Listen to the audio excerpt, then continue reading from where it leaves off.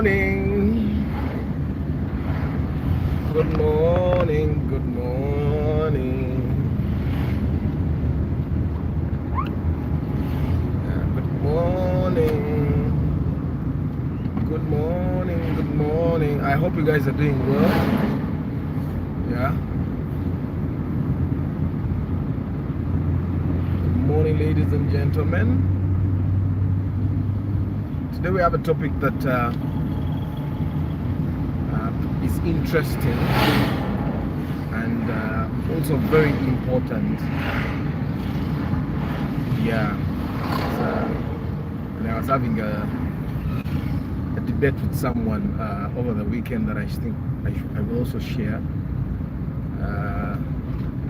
Yeah, but whenever you come in, over the weekend we bought one of my followers here at Toyota Ipsam, Miss Martha won.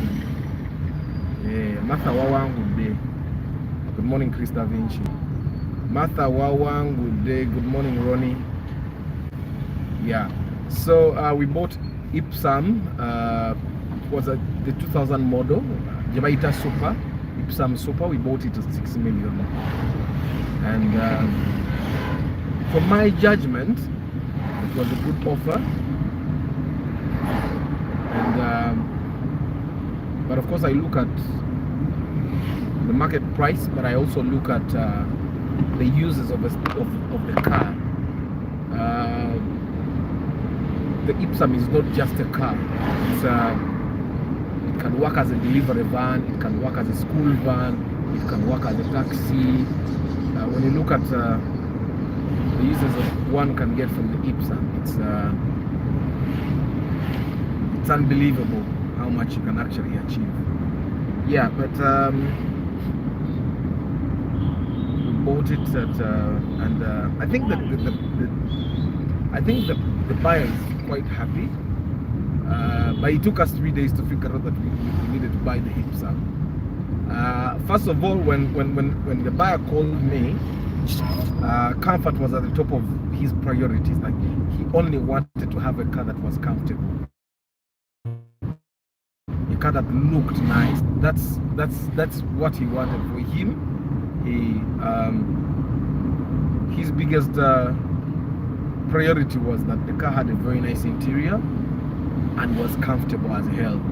And yeah, we went through all those cars that were very comfortable, that had nice interiors and all that.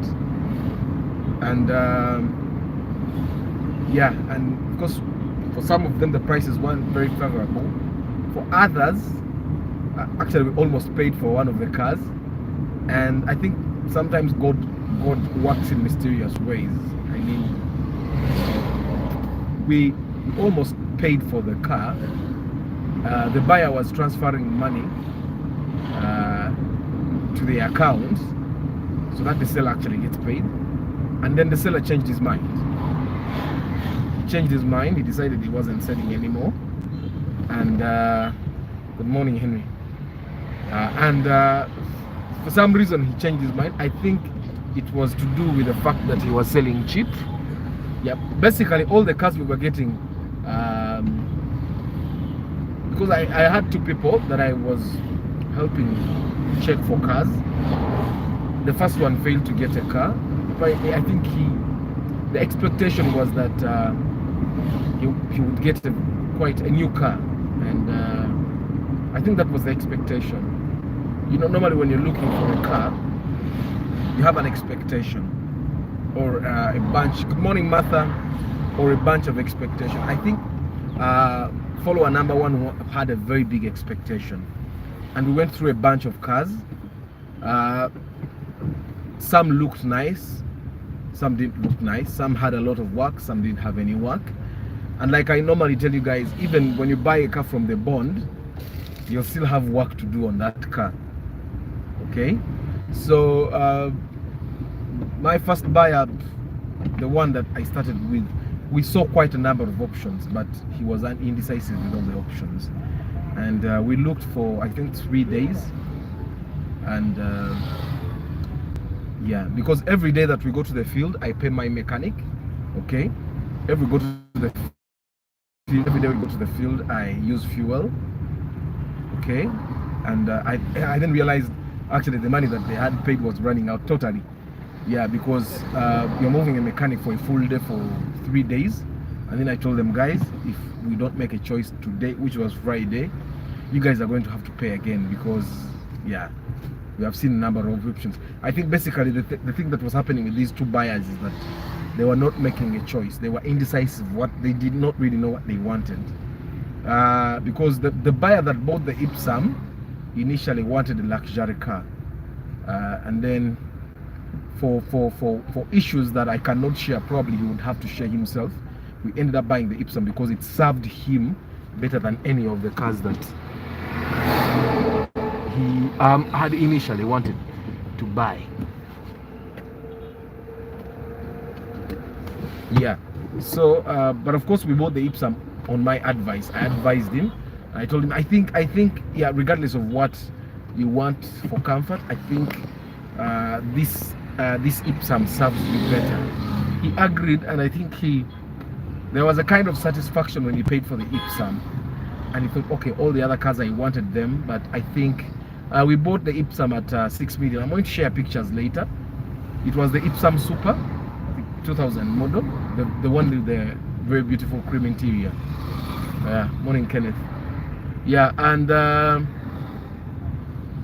I'm also happy for him because finally he bought something that's not really a luxury, something that will give him a bit of both. Okay, something that will give him longevity because he will drive it for quite a long time. Something that can actually bring in money as well, because the Ipsum can. And he also has something that has a very nice interior, because he wanted something that had a very nice interior, and we got the Ipsum Super. And yeah, it took us quite some time, soul searching as well, but I'm glad that at the end we worked it out. So that's what we were up to last week. I had two people that were buying, but the other one failed to get a car because he was indecisive. Every time we found cars that looked nice, he would say, okay, I'm indecisive, I don't know whether to take the other one or the other one. And then the next day he ended up not wanting any of the cars, and because he ended up not wanting any of the cars, the search began again.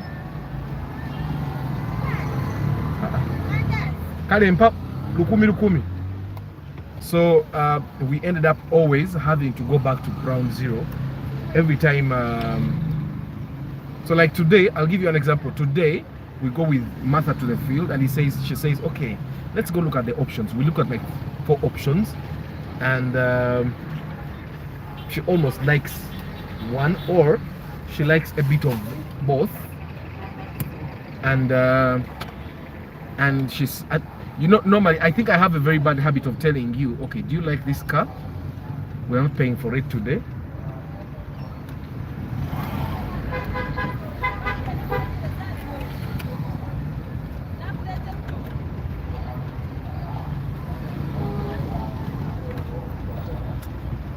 I tell you that we're not paying for it today. Go back home and think about it.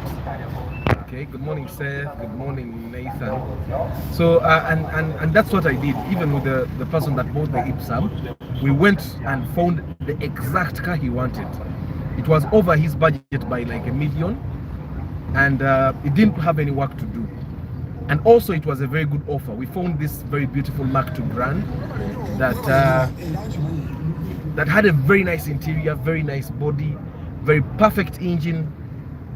Basically everything about this Mark II Grand was nice, but it was over our budget, and but it was too nice. It was 9 million, but that wasn't the market price. Find it anywhere in Kampala and it would be sold to you at 12 million, and you would not even complain. So I told him, this is a very good offer, but it's over your budget. I want you to go back home and sleep on it, which he did. And indeed, actually before even sleeping on it, by like 10 p.m. he called me back and said, okay, I'm not buying that one. You get, sometimes all we need is to actually think about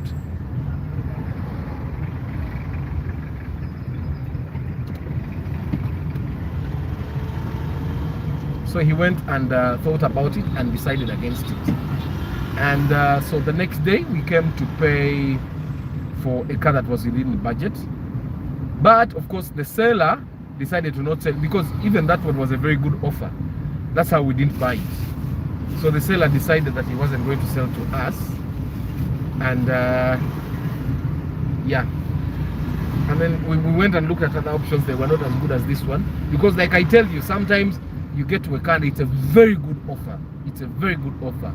And if you decide, if that person decides to not sell to you, you try to look for options that look like it and you can't find them. That's what happened with us. And he decided, okay, I'm not going to buy today. And I told him, okay, let's meet tomorrow. But when we met the next day, no, it was the same day by the way, when we looked at the options that weren't as good. So that day we sat together with him and we discussed with him, and I told him reasons why he didn't actually need to buy that particular car, that the Ipsum would actually work better. And he kind of agreed. We went and looked at this Ipsum, the one that he bought, and he liked it. I think initially he was very hesitant, and then that's when my mechanic told me that this Ipsum is actually very nice. If you don't like it, don't look for any more Ipsums, because you won't get one as good as this.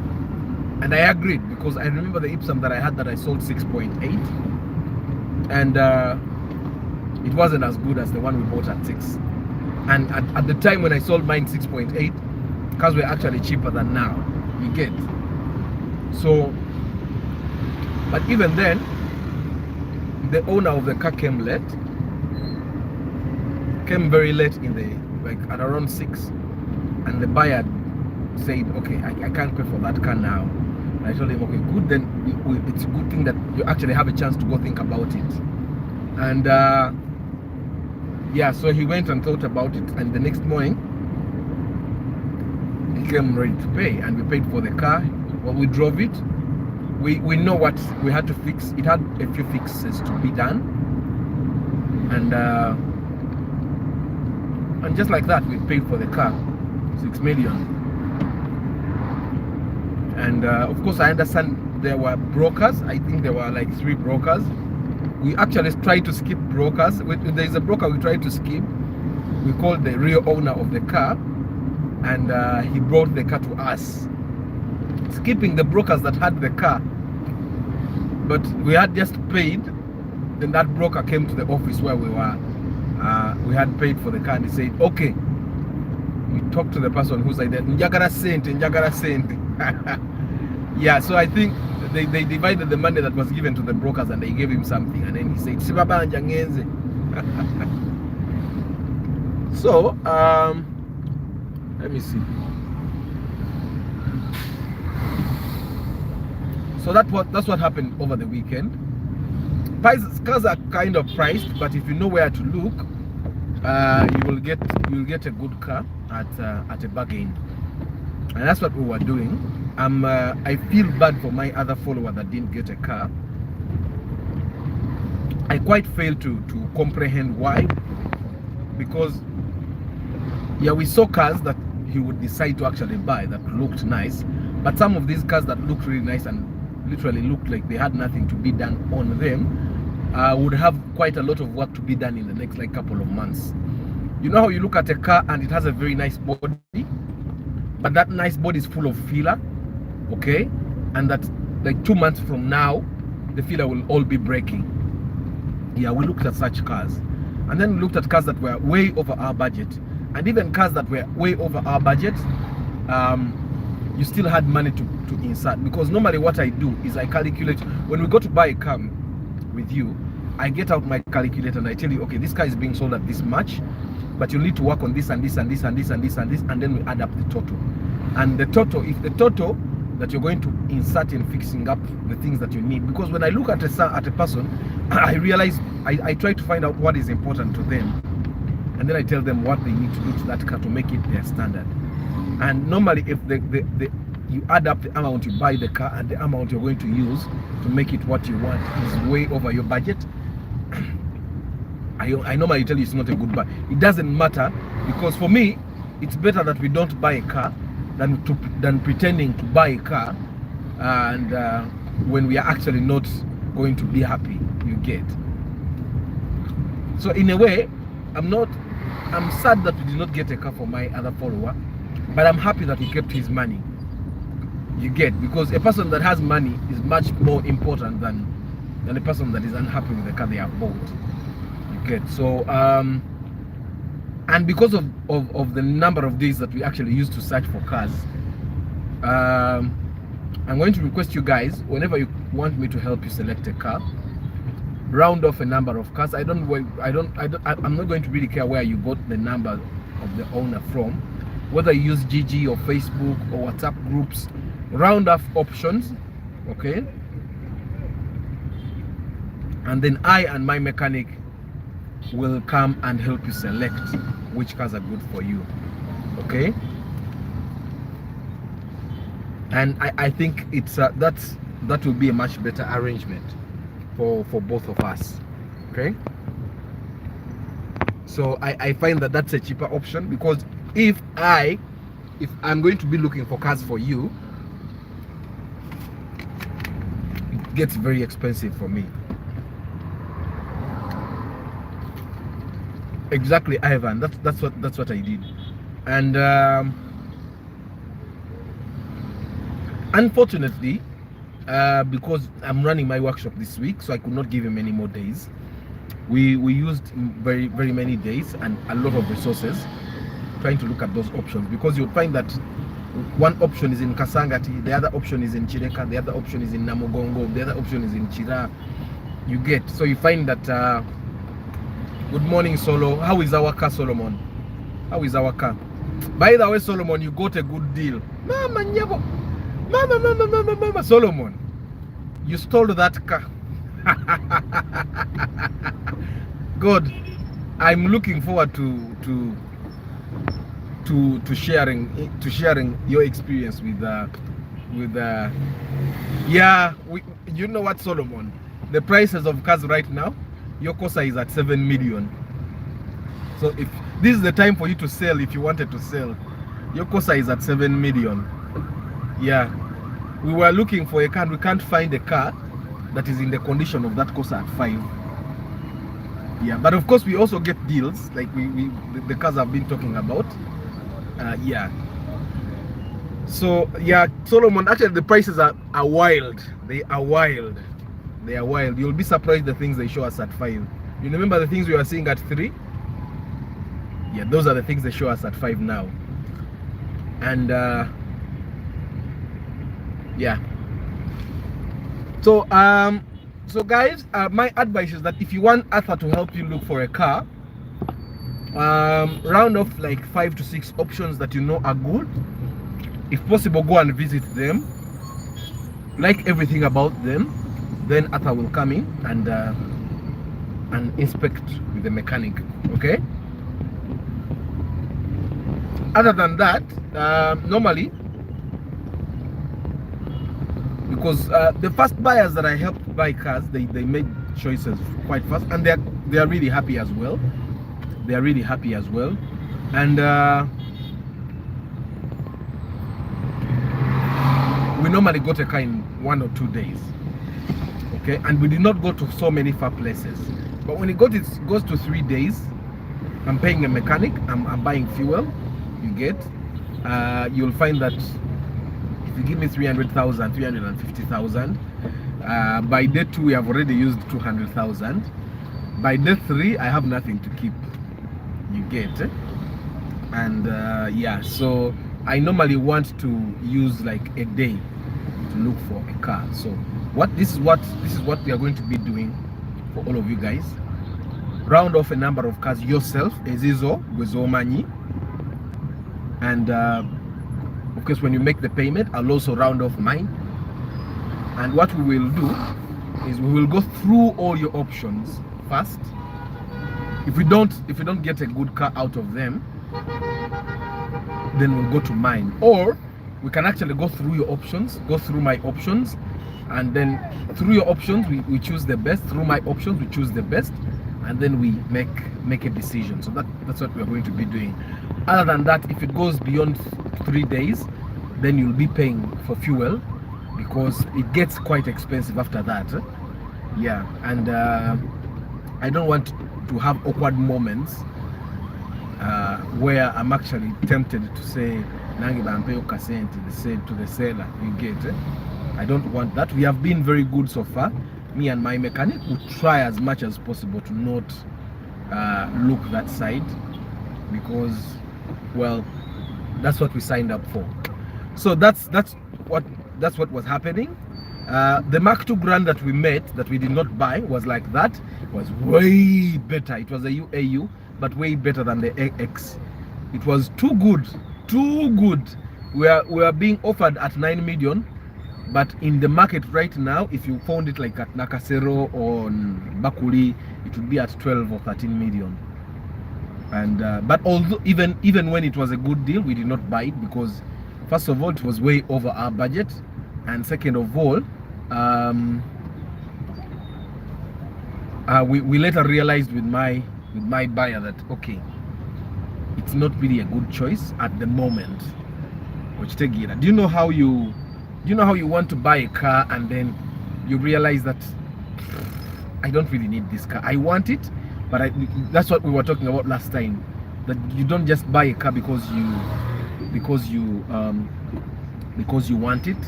Buy it because you need it. So everyone needs a certain car. Like me, the Corolla is enough.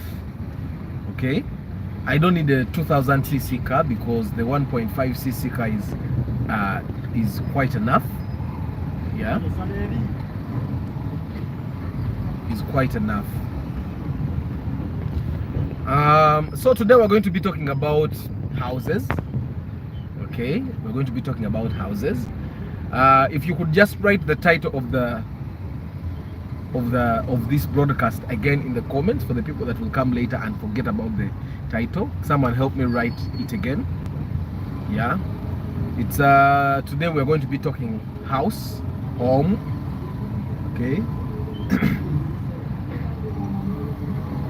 We want to figure out, is it the right time for you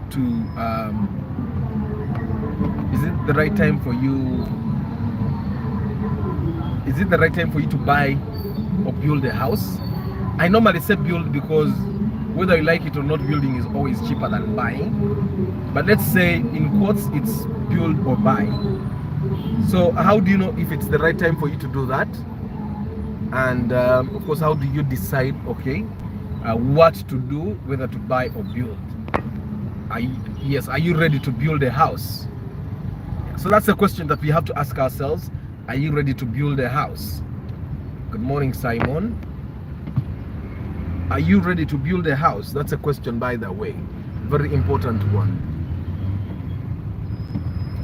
Yeah. Are you ready to build a house? So you guys, let's start the discussion. You remember the discussion like how we had it last time. How does someone know if they are ready to build a house? Let's start from there. How do you know if you are ready to build a house? How do you know if you're ready to build a house? Personally, I find that in Africa, for example, building a house is not a question of readiness. It's I find that it's a question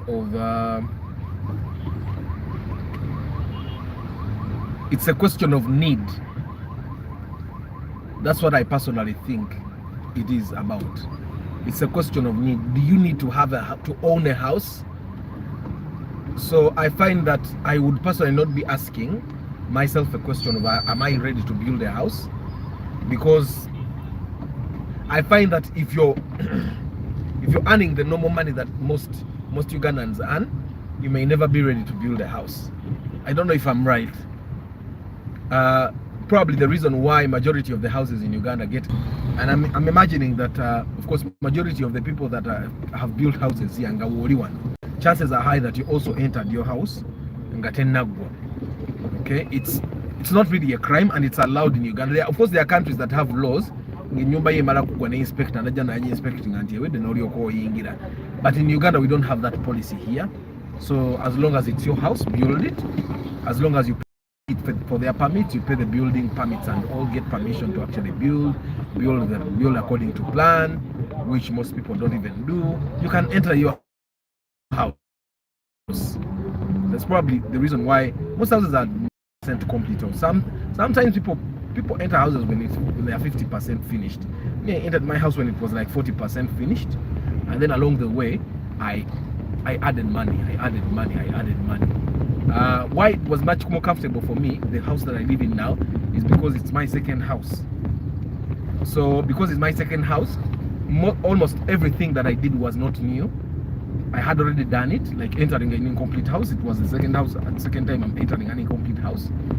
The story is long, but that's one thing I don't regret. So are you ready to build or own a house? Let's start the discussion, guys. Your discussions as we wait for JK Djibouti. Yes, travel live blog. Yes, thank you for being live. Yeah, so when do you guys think that someone is ready to build or buy a house? When?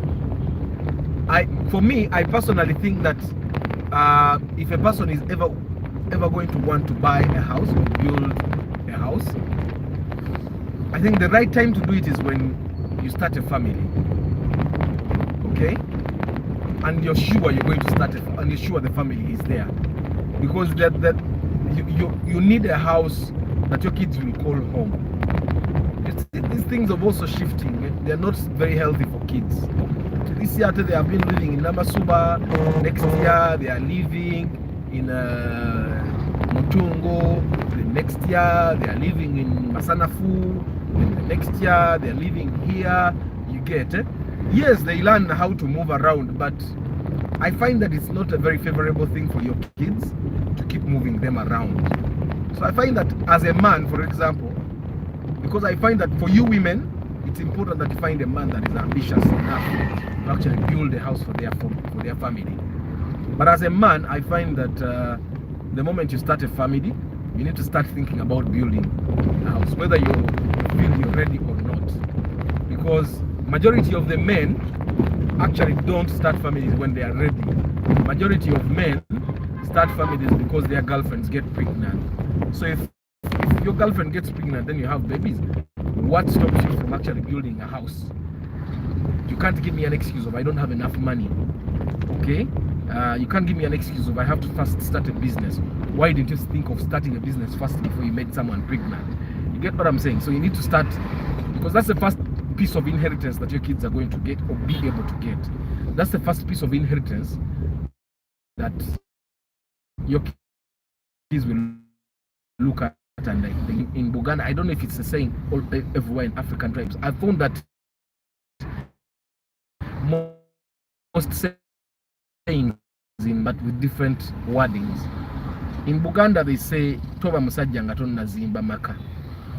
You get, and I find that thing to be very true, because when I was growing up in my grandmother's home, she had rentals, and you'll find men that looked very responsible. You get, nga omusajja alina abaana mukaaga, abaana bana, but at the end of the day, this man was thrown out of the house. You can imagine, my grandmother was very patient, probably why she did not benefit from her rentals, and I'll never build rentals. That's one of the things I'll never invest my money in. So you'll find a man that is quite responsible. You guys have not looked at me today. Yeah. So you'll find a man that is very responsible. He lives in the house for like 5 years. He pays only 2 years, but he's just out of the house for not paying rent of 3 years. You get, and he has like 4 to 5 kids. And I think that thing made me try to learn, taught me that as a man, it's important that you have something that you call yours. If it's cars, you need to have a car of your own. If it's a home, you need to have a home of your own. Okay, if it's a TV, you need to have a TV of your own. As a man, you need to own stuff. I don't know if you get what I'm saying. You need to own stuff as a man. Because the things you own are what your family owns. Let me see this comment.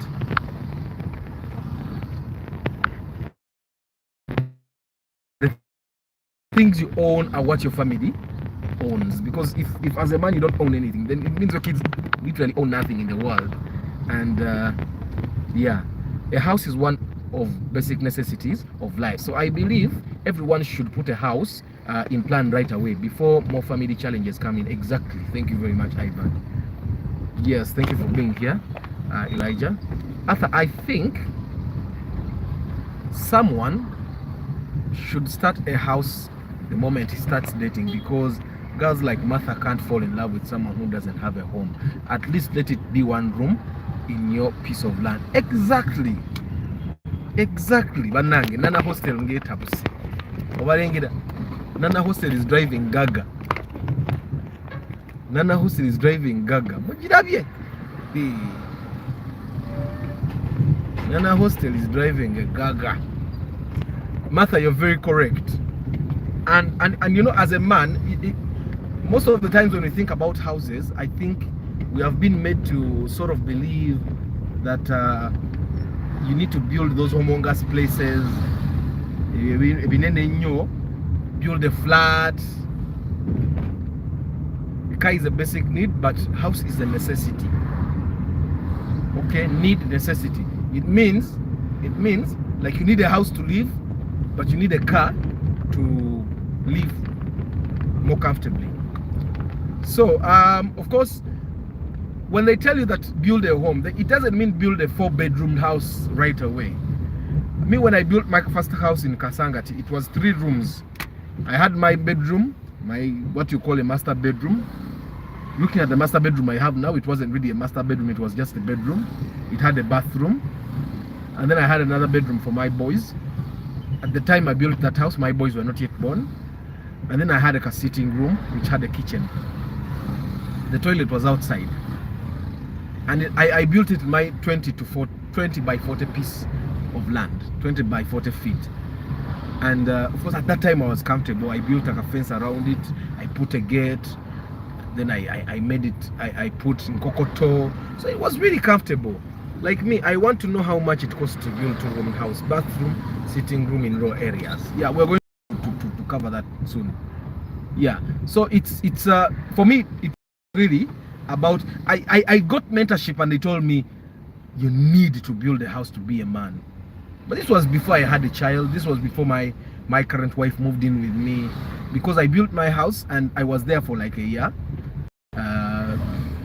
I didn't want her to come before her parents know me, so I kuchalad. Okay, I kuchalad in I moved in like 2016, then I kuchalad 2017, then she moved in with me, and then we had our first child in 2018. So I tried as much as possible to plan for almost everything. And then of course the second one was born in 2020, and then in 2021 we decided to, okay, we need a bigger home. You get, east or west home is best. I think a house should be the first priority to a man. Thank you very much. Now Martha, when we say man, we don't mean that you ladies should not build. You can build and probably you can build rentals, so that you know that in case things go rough. Because the funny thing with men and women is that we are different. Martha can, even if I married you, cannot mistreat me to the point that I'll decide can obey. It's very hard. But normally, when marriages go south, when things go bad in marriages, it's the women that end up moving out of the house, and then they go back to their parents, or they end up being homeless. Most of the times it's the women. So if a woman has made their money, I would actually recommend that she uses that money to build something for herself, like a rental. You can build rentals and leave them there. Okay, you don't have to tell your boyfriend, but you have something there for yourself. When time becomes bad in your marriage and you decide, okay, I want to move out now, things are not working for me, you have something somewhere to run to. Okay, and because you cannot guarantee that you're going to get a very good man, a man that will not mistreat you, a man that will not abuse you, a man that will not treat you badly. You get, because you don't have that guarantee. That's why I say that a lady like Martha should actually should also build something for herself before she moves in with a man. Yeah, and for us as men, let's even put the question of, are you ready, out of this discussion. The question should be, have you started planning for your house? As a man, have you started? Because I realize we'll be talking about cars, we'll be talking about all these things. Now, yeah, a car is something that can, you be coming out of the gate, and a lorry that has lost braking power, crash car. Now, if you don't have comprehensive insurance, what's the could be getting? That can happen to the house as well. But the house doesn't get spoiled. At least you have the land. You get. And also, a person that knocks down your car, bamukwata mpora mpora. Omuntu atomedde ennyumba y'omuntu. Tebamukwata mpora. You get. So as a man, I believe the question should actually be, have you started thinking about building your house? Kenneth is saying the cost will vary depending on the cost of raw materials. Some villages have very cheap raw materials. Yeah, very cheap materials like bricks and sand, and some don't. You're very right. I think you have your answer here, Kenneth. You have your answer here. It depends on the cost of raw materials, but also I also think that the cost also depends on who is your engineer and the quality of builders you have, because some builders are thieves. You see how we talk about mechanics? Some builders are actually thieves. But some builders are thieves, and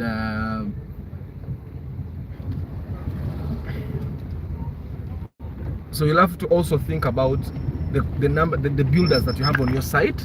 Do they wish you well? Yeah, because the moment someone starts stealing your money when you're trying to build a home for yourself, then they don't wish you well. It's a fact. Leaving their manners aside, you get. So today I've passed this side of LDC. I've not dropped my people today. They are home relaxing. Yeah, so I'm going to work alone. So you can remind your friends that had decided to come for the workshop that is starting today. It's starting today. So why are you ready to build a house? I personally think that everyone is actually ready to build a house. Through the fund, you can determine the cost as well. Yeah. Are you ready to build a house? I personally think that by the time when I started building my house, I wasn't ready. I don't think I was ready, but I needed to build it. I did the math. For example, I already had a plot, and then I started doing the math of how much I was paying in rent.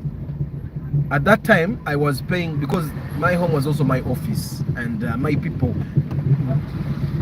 my company was still fresh then. We were rehearsing from there. So, and that house, I had been there for like since 2012, I think. So I was there 2012, 13, 14, 15, 16, until 16 when I moved out. So I decided, when I did the math, I was paying 250,000 every month in rent. So I calculated and I realized I was paying 3 million every year in rent. Give it 2 years and that will be 6 million. Give it 4 years and that will be 12 million. Now I realized that 12 million put in a house would actually be a lot of money. And then I will continue owning this house. I already had a plot of land. So that time I had about 4 million shillings. And then I was talking to my mentor and I was telling him, like, yeah, I have only 4 million, but if I use it for the house, I will not have what to eat. You know, those excuses that people normally give. Say, you need capital for your business, so don't build a house, because if you build a house and you don't have capital, then you'll have to sell the house so that you get capital. That's bullshit. I had only 4 million in cash, only 4 million. And you know what my mentor told me? Start building your house. And I started. So when I started, I had built Mumusinji, the foundation was for 3 rooms, but when we finished, you need to add math. By the way, math is very important. God, I wish I knew the importance of math when I was still young. I'm going to tell my kids how important math is. Because our parents, my guardians, used to tell me math is good, but they never told me how important it is to life. So we come out of the foundation of 3 rooms, and I realized the money I had was not important to build all the 3 rooms. So I told the builder, because my builder was so amateurish, I asked him what the use of a beam was, and he didn't know. So we didn't put the beam in the house, because me, I don't do things I don't need. Not just when I'm buying cars. Like how you see I'm not buying a new car because I don't need a new car. I asked the builder, what is the beam used for? What is the use of the beam in the house? And he could not answer. He was too amateurish. And I told him, since you don't know the use of the beam, so we did not put the beam. And that was cause for problem. You know, when I was selling that house again, that was also the reason why, one of the reasons I sold it. Because then I realized that it had started developing cracks, and because it didn't have a beam, the crack would come from down all the way up, and you know, then that calls for repairs. And then I decided, okay, among other things, that's one of the reasons why. So that's why one needs to get a very good engineer or a very good fundi to build their house. You get? So he could not tell me what the use of the beam was, and that's how I ended up not putting a beam in that house. Yeah, but regardless of that, we used the 4 million to build foundation of 3 rooms, and then we finished the 2 rooms. Of course, one of the rooms did not have a window, and the other room that which was the sitting room later had a door that had a window. I'm sure you guys know those doors, eh? The steel doors. It has a door and a window attached.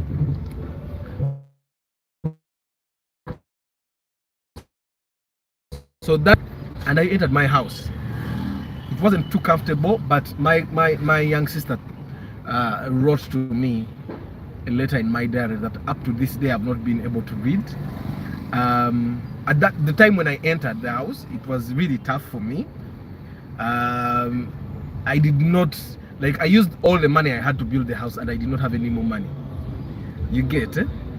And she knew what I was going through. She knew what she knew what I was going through. And you know, she wrote me a letter in my diary. I need to find that thing and read it. And every time I try to read that thing, it brings back memories that I think every man should build a house regardless of the situation they are in. These are memories that will live on. And yeah, but I entered my house, and then along the way, every time I got like a 200k, I brought a fundi, and we added until it was complete. Very complete, by the way. We were very comfortable. I bought a water tank, I got national water, I got umeme. So we got to the point that, okay, we were living in apartment style. You get, until we decided to sell the house. Okay, so I will say that I sold it at a profit. Okay, looking at my mathematics, I sold it at a profit. But of course, that does them. That you need to do the numbers. So let me see this comment from. So you guys, you discuss with us. Discuss with us. We need to find out and encourage each other. I believe everyone has to just push themselves to build, regardless of your income, because houses differ in cost. So just decide to build for a house. To build for a house is a necessity, and build what you can afford at the moment. Exactly. Topa pambo atenjagala kuzimba 5-bedroom when you cannot. I think the issue happens, all those things that people say when you build a house, then you'll sell it because you don't have capital. It comes from people building houses they cannot afford at the moment. You get, so someone ends up building a house and they can't. They run total. They don't have anything more to use as capital. In my case, it was. Remember, Uganda is still blessed with slots, a lot of land, so use the chance before it's late. By the way, you see how JK was telling us he bought a plot of land in Chira at 12 million in 2012. Right now it's 200 million, and he's not even selling even when they offer him 200 million. The same thing will happen If you make your buy now, you get. And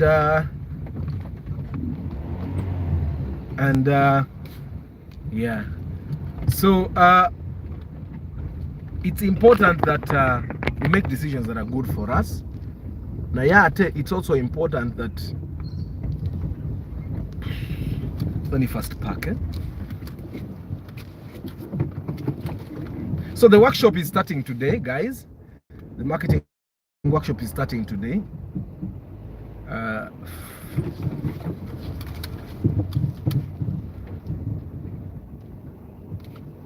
The marketing workshop is starting today, and I'm having my first session at 10 a.m. Yeah, I'm going to be teaching people all about marketing. So actually, Paul told me that when I put the light here, it gives me a shadow, but I also see a shadow behind. Yeah, I'm going to get a mount. It's quite hard to get a mount that is personalized for this light, or that I can personalize, and also but I'm working on it. So light will get better with time.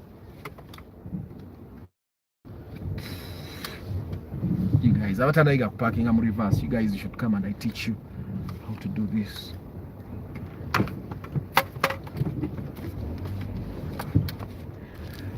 Yeah, so let's talk houses again.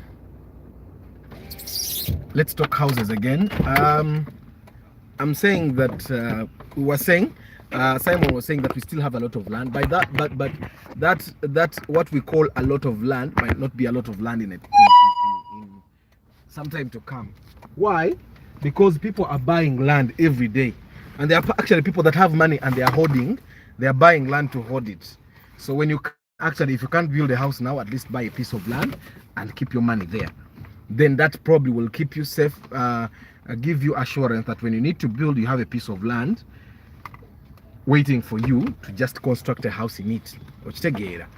But I think generally you should not wait to imagine that you are ready to build a house, because most of the people that actually build houses, forget about some of these government officials that steal money, the ones that steal $1 billion shillings, forget about all those guys. There are people that actually use the small money they earn. I'll tell you a story of someone to rent there in Kalerwe.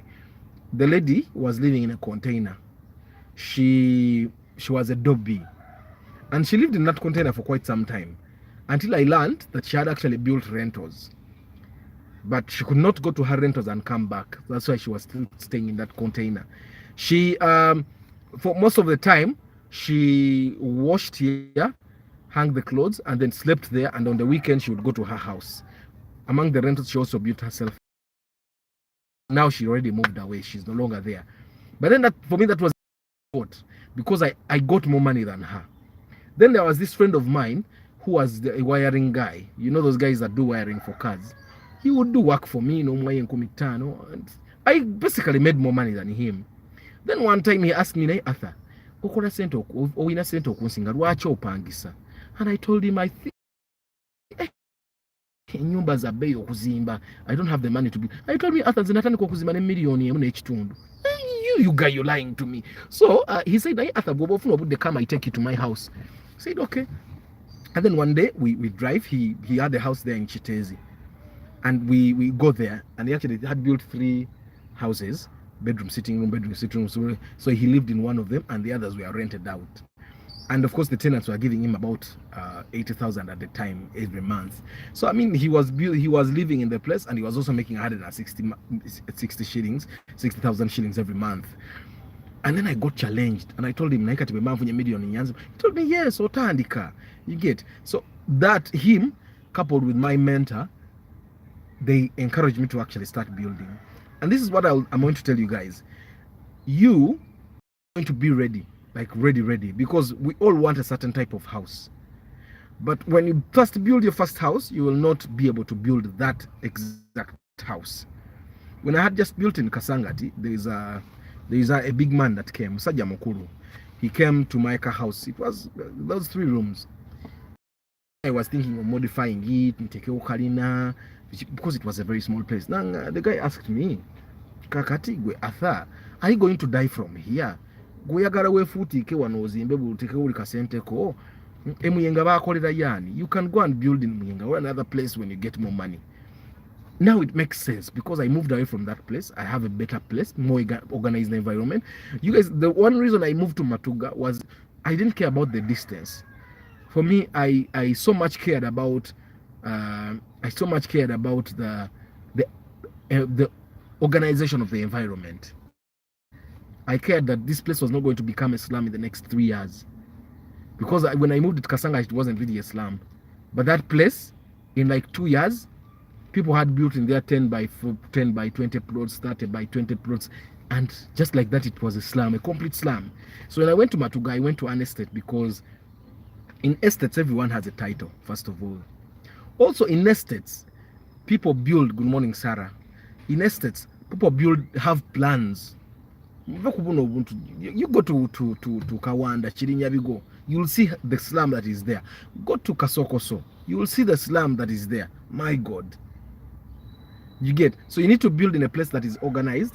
Also, the reason I moved to that place was because I was thinking I don't want to build in a place and I'm more well off than the people that are in the area. Because when you see the place that you call a game park, you guys, me, I had opportunity of buying plots nearer to the road than that place. But I looked at the environment around me and the people that were living there, and then I realized I don't want to be in a place. So when I moved to the estate, I realized, okay, it is even challenging. Like you see what your neighbors do, you learn from your neighbors. You get it? So you get challenged by your neighbors because they are well off. They are either at your level or better than you. And that's what I was looking for when we were shifting to Matuga, and I don't regret it. The distance is quite long, but it's worth it. I also know that the distance is long not because it's long, but because our roads are bad. You get? So, but a person that lives in Busika actually lives further than me. You guys, you see, the time I did the broadcast when I was going home, you saw that it was far. A person that lives in Bugema, for the people that know Gayaza Road, if you live in Bugema, you live further than me. Before we bought that plot in Matuga, we actually drove. We went and saw the plot in Matuga, then we drove on Gayaza Road to see the plots that we are offered. And then most of the plots were offered were in Busika. But we drove up to Bugema, you know Bugema University. And then my wife said, no, today to get to Matuga. Because Busika, a person that lives in Busika lives further than me. The only difference might be that for him, he's not far away from the tarmac, and I'm far away like 7 kilometers from the tarmac. You get? But I think when the government finally plans to do what they need to do, we will also be living nearer. So what am I trying to say? At the time when I built my first house, I didn't have the amount to build the house I have now. Because right now I have a 3-bedroom, 3-bathroom, all interior house. Okay? 3-bedroom through 3 bathrooms, laundry, kitchen. You get? At the time when I built my first house in 2016, I didn't have the money to build that 3-bedroom house. You get? But I built what I could afford. Okay? With my 4 million I started. Along the way I could get 100 and I put 100 and I put 100 and I put. You get? And then until it was totally complete, and I decided, okay, I've outgrown this environment. And then I decided that, okay, let's sell and go to a better place. And we sold at a profit. And then we topped up the money we had and then moved to where we live now. So I think the question, although the question is, are you ready to? The question is actually a rhetoric question. It's just a question to your inner person. Am I ready? Morning, Arthur. But doesn't the fuel equal to the rent for people who live nearer, especially when you have to work in town? Well, David, that's one way to look at it. But I have a friend of mine who lives in Nigeria and he works in Kawaragara. He uses more fuel than me. Do you know why? Because he drives a Kluger and I drive a Corolla. You get? So sometimes you do the math and decide that, okay, because I live 35 kilometers from town. Well, 35 kilometers.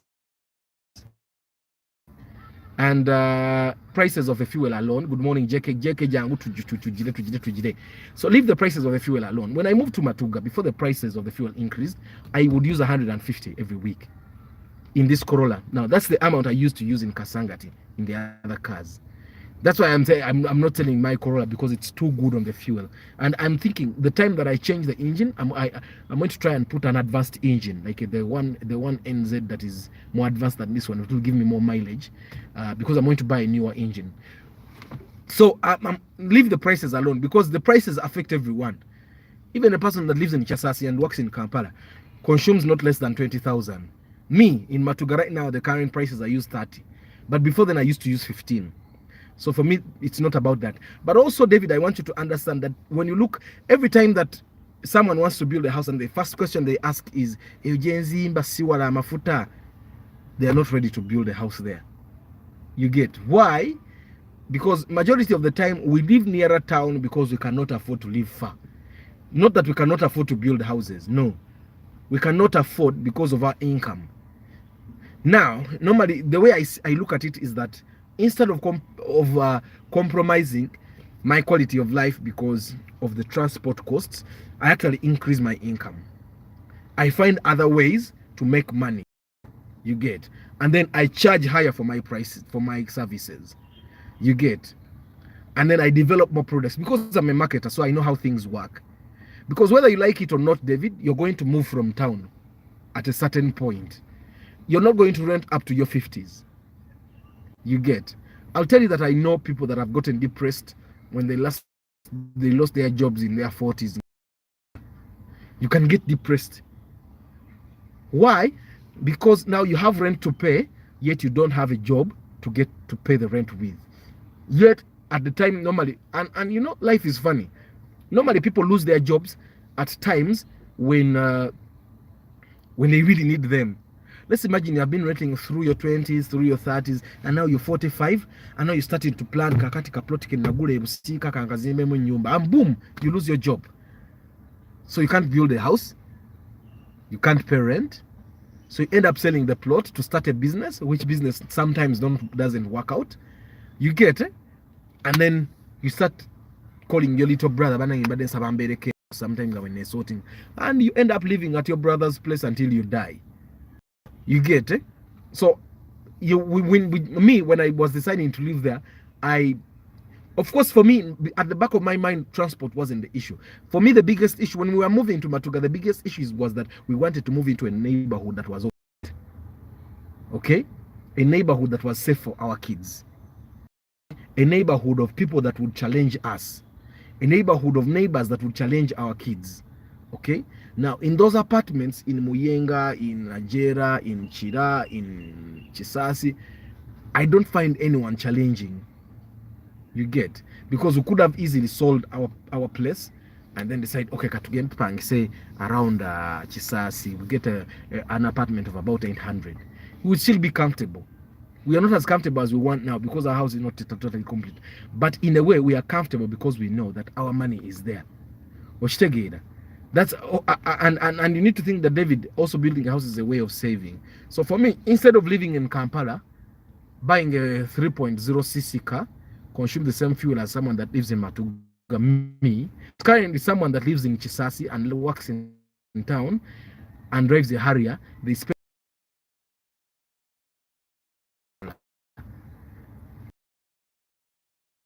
the parts for the Harrier are more expensive than the parts of a Corolla. So I've tried to answer that, David, but sometimes when you want, and you need to also understand this, it's like you saying, I'm going to take my kid to the school that is nearer home, even when the quality of education is not better. You get it? Yeah. Seth is saying, I have land and I want to start construction next year. I save with Hardware Solutions. I want to know how to get the right engineer, plan approval, and other legalities so authorities don't disturb me. Okay, so Seth, for me, when I was constructing, this is what happened. Of course, in Kasangati, that was a different case. In Kasangati, Ngowayo, Wengozi, there are places where you just need to know the mayor. There are places, especially those places that are not planned, like Kasoko, so you get the slums, because which plan are you going to put in place? So it's a very small place, so you just need to know the person in authority, so that people don't disturb you. That's what happened in Kasangati. But in Matuga, when I was building, Matuga, where I live is in Nasana municipality, Gombe division. And when I was building, when we came to measure the house measurements, then that's because I had my plan in my head. I knew what I wanted to build, because I had spent like 2 years imagining my house. Okay, and we were measuring all these things, and that's when the authorities came. The guy came riding a boda boda. Abaye mujeko njagala kusaba kulaba ku plani. You get njagala kulaba ku plani. And then I took him aside in 20K. And I told him I don't have a plan, because even that very day I was calling architects trying to get a plan, but none of the architects were giving me something that would be fast. So he told me, do you know what? I know an architect that can do this work fast for you. You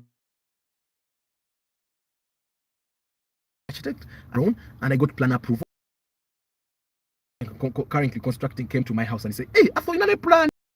Because when you have a plan, you don't have to break and make. But apparently he's currently when he saw my house, he started then he started breaking. But for me, I had my house in my head. All the architect did was draw it and then give me the 3D images, the designs and all, because that I didn't have in my head. And just like that, we built the house. So you need to get an architect. I think that's the first step to do is get an architect. Okay. And then the architect, of course, has to build the place we are going to build. Now, about what say the terrain, and then you discuss. Because sometimes, if you get a good architect, they'll even give you the cost of the house, even the materials you need for every stage. Mosinji we got these many bricks, this much sand, this much cement. Then at up to wall plate level, you need this much. You need this much. The roofing, you need this much. You get, and yeah. So you need an architect first of all to draw a plan for you, and get it approved. Normally that will cost you about 1.2 to 2 million depending. I think I used less than that because I paid the architect around 700, and then I paid around 300 or 400 for permits. Yeah, and then just like that. So you need an architect. When the architect is done, then you get a good engineer. Some people don't even use engineers, they use fundis. I recommend you get an engineer. And one thing I'll tell you, avoid using family people. Avoid using family people. I've had a very bad experience with them. Avoid using family people. Get people that you don't know and now money. Okay, then get a good engineer. The reason you need an engineer, the engineer is like a director. For me, who directs plays, the engineer is like the director. He's not even supposed to build. His job is to sit or stand and look at what those guys and to tell them and then the engineer is also your advisor to tell you that, okay, Seth, you need this, but I think looking at what you're looking at your budget, I think we should do this. Some things change. You want to do Mwamba, and then you don't have the budget for Mwamba. They come to collect box. Okay, now for the guys that want to build box, we'll have to have a session simply for box. I'm going to do an interview. I think I'll upload it. Yeah, because people have had a very bad experience. I myself, I've had not a very pretty experience with the box hidden roof housing, but eventually when you get a good roofer, you solve everything. So someone is saying, and people live nearer because they are still renting and with less income, still interested in partying and urban life. Peasant urbanite, neglecting personal finance development and investment. That's one way to look at it, Ivan. So Ivan is saying that some people rent because they're still living near town. Yeah, I'll tell you that, David, I'll tell you that there are people that don't know what to do. Probably someone thinks that because National Housing sells their apartments at 300 million, they think they need 300 million to actually start building a house. You don't need 300 million to start building a house. You get, cover the basics, build what you can, and then enter. You get, and then sometimes you can build a house and get, you have even built boys' quarters. One of the guys in the estates did that. He built his house, then he built the boys' quarters. Now he lives in the boys' quarters as he raises the money to finish the main house. So that's the other approach you could actually use. So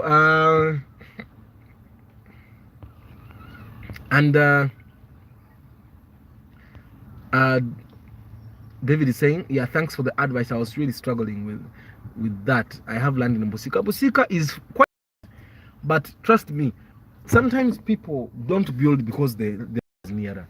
You'll also end up building because of a peace of mind. Katinzanina peace of mind. Okay, I have peace of mind.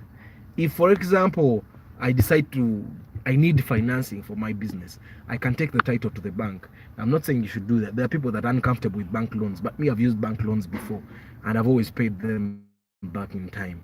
You get, so if I need financing, for example, for capital, even get loans from bank. You get, so I can use my title for financing, and I do my business still. And also the other thing I did in Kasangati, when I ran out of money, I sold the car I had. I had a Dudu then. I sold it, and then I bought a Chimina. You get, because most of the time you don't need a lot of money to start. So I sold my car. I think I sold it 6 million, the Dudu I had then, and then I bought a Chimina at 3.2. So that means I had 2.8 balance to do business. You get. I know a good engineer for a great place. You, however, don't have to use him to build.